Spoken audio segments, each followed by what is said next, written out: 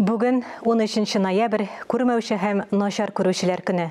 Арча районы үзәк китапханәсенең сәламәтлеге шикле кешеләргә хезмәт күрсәтүдә бик күпләргә үрнәк булырлык хезмәт тәҗрибәсе бар. Күңел күзе белән күрүчеләр дип аталган әдәби-музыкаль кичәдән хәбәрчебез Мөршидә Җиһан репортажы.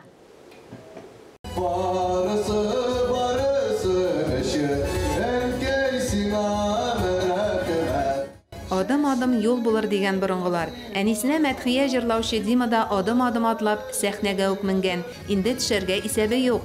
Рус егете өздереп татарчада җырлый. Музыка уен коралларында, эстрада җырларында классик музыканы да уйный. Я благодарен своей матери. Минем өчен иң кадерле кеше әни. Ул мине тәрбияләде, сәләтемне ачты. Шулай ук Лаиш интернет мәктәбендәге укытучыларыма да мең рәхмәт. Сәхнәдә чыгыш ясау минем өчен бик зур бәхет.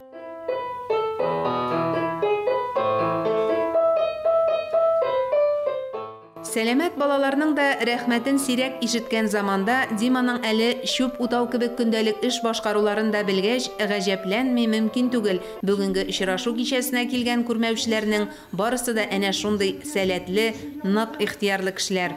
Ярым сукыр булып дөньяга килгәнмен. Бик кичкенә вакытта даже минем сукыр икәнлегемне бар укытучы әнием генә аңлаган, әйтә дә белмәгәнмен. Үземнең начар күрүем турында ярым сукыр икәнемне ул укытучы булгач беренче партага утыртып карап, шуннан соң инде аның күрмәгәнемне аңлап, исмә бузлы су китереп сипкитләр дип гән шикелле дип әйтте әнием. Гомер буе хастаханә юлын таптаган китапханәче Әлфия ханым бары тик 52 яшендә генә күрә башлый. Кичәдә чыгыш ясаганда да ул күз табибы профессор Җәүдәт Камаловка алтын куллы булуы өчен рәхмәтләрен ирештерде. Очрашуда катнашучылар барысы да иң әвәл үзләре белән таныштырып, иң яраткан шөгыльләре белән уртаклашты. Раббим Аллаһтыр минем, динем исламдыр минем.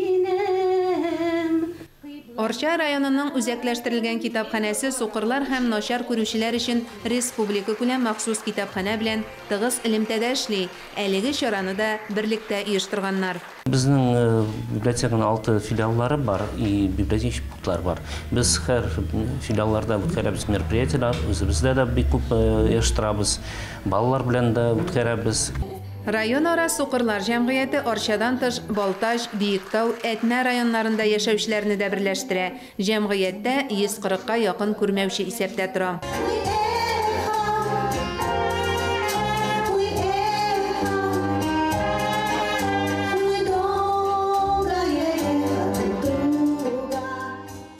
Җитәкчеләре Зөфәр Зарипов әйтүенчә, очрашуның төп максаты яшьләргә язмыш сынауларына бирешмәскә өйрәтү. Бу безнең яшьләребезгә күрсәтү, менә безнең дөньяда шушындый мөмкинчекләре шикле кешеләр дә яшәргә тырышалар, алар яшәргә омтылалар, менә шулардан үрнәк алагыз дип күрсәтеп килгән шушыба. Шул максаттан күрмәүчеләр белән очрашуда 122-нче училище студентлары катнашты. Ә берничәсе күрмәүчеләр белән бергәләп сәламләшү биремен үтәде.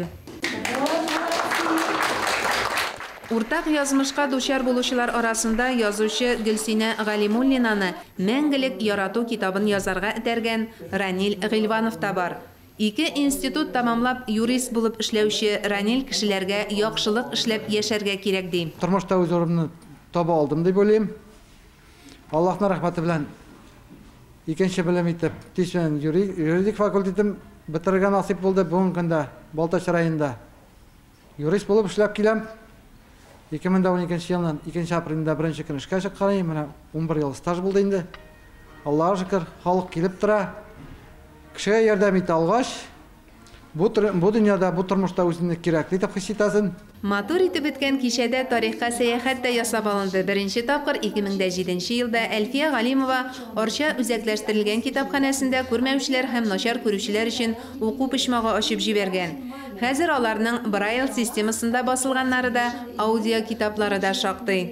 Biz инде монда аларның сәләтләрен ошудан тыш, әле менә күргәнегезчә китап күргәзмәсе дә әзерләп куйдык. Чөнки без бит инде турыдан-туры китап белән эшли торган кешеләр, китапханәчеләр шулай бит. Без инде әлбәттә халыкка үзебездә булган, фондта булган китаплар белән таныштырырга да тиешбез. Һәм без тематик китапларны әзерләп куеп, менә шушында килгән кешеләргә аңлатып, сөйләп, һәм дә һаман да шул китап укуга тартуның бер сәбәбе булып тора шушы бәйрәм. Гөлнара Хөсәйнованың уйнавын видеога яздырып алганнар.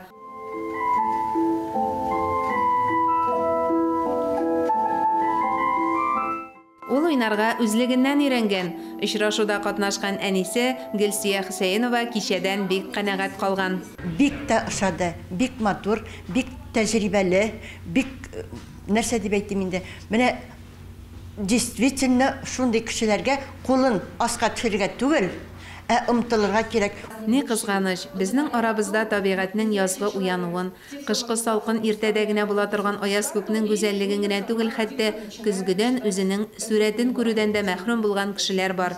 Алар өчен дөнья тавышлардан гына тора, ә көннәр дөм караңгылыкта уза.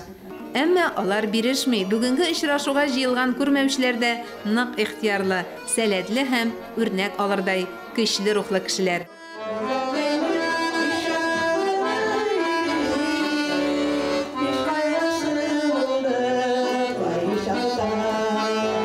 Мөршидә Җиһан, Альберт Сафиуллин, Татарстан яңалыклары өчен махсус Арча районыннан.